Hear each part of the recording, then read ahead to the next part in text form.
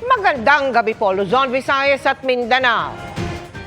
Kakapasko pa lang pero trahedya na ang sinapit ng isang bus pasorsogon nang mahulog ito sa bangin sa Camarines Sur. 4 sa 25 pasahero ang nasawi. Nagtamo naman ng matinding sugat at wala pa ring malay ang isa sa mga nagsasalitang driver. Ayon sa pulisya, nakatulog umano ang driver ng bus pero sabi ng ilang pasahero, may iniindang sakit ang driver kaya kinabig ng inspektor ang bus.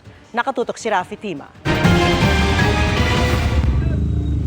Literal na makapigil hiningang dahan-dahang pagbaba ng mga rescuer sa isang bangin sa Del Gallego, Camarines Sur. Sa di kalayuan, may nakataob na pampasaherong bus na suportado lang ng mga puno sa baba. Kaya kalkulado ang bawat galaw ng mga rescuer para di tuloy ang bumagsak ang bus. Maya-maya pa, 2 labi ang magkasunod na nakuha, pero 2 iba pang bangkay ang naipit sa loob ng bus. Pahirapan ang pagpasok sa loob at pagkuha sa kanila, lalo't posibleng mga rescuer naman ang malagay sa peligro kung biglang dumausdos pababa ang bus. Matapos ang 10 oras, nailabas din lahat ng 4 na nasawi. Biyaheng sorsogon ng bus na may sakay na 25 pasahero nang dumaan sa Andaya Highway, pasado alas 2 ng madaling araw kanina. Based sa namin sa interview, is galing ito ng Quezon City sa Cubao, papunta ito ng Gubat, Sorsogon. 4 po yung namatay, saka yung the rest po na 23 is not injured. Dinala namin sa Maria Elizar Hospital po.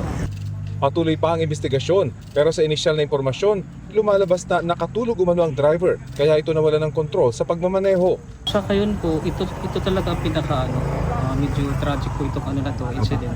Pero sa kwento ng ilan sa mga nakaligtas na pasahero, Nagising po ako bago uminda po yung driver na masakit yung tagaliran. Sabay po yung inspector po. Ginilid po yung bus. Nahulog po kami sa bangin.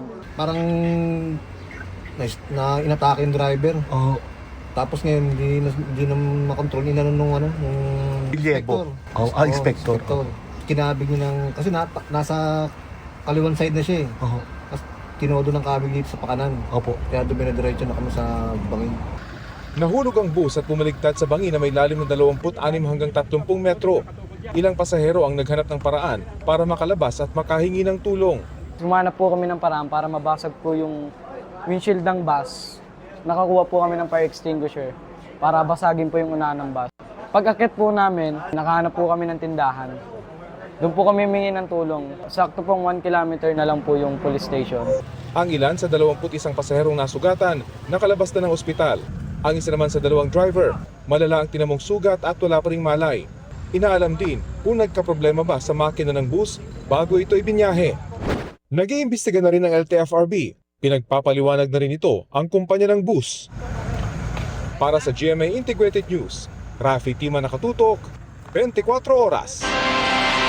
Samantala, update naman po sa nahulog na bus sa bangin sa Camarines Sur. Ayon sa pamunuan ng DLTB Bus Company, gagawin nila ang lahat para matulungan ang mga biktima. Sasagutin daw nila ang lahat ng gastos.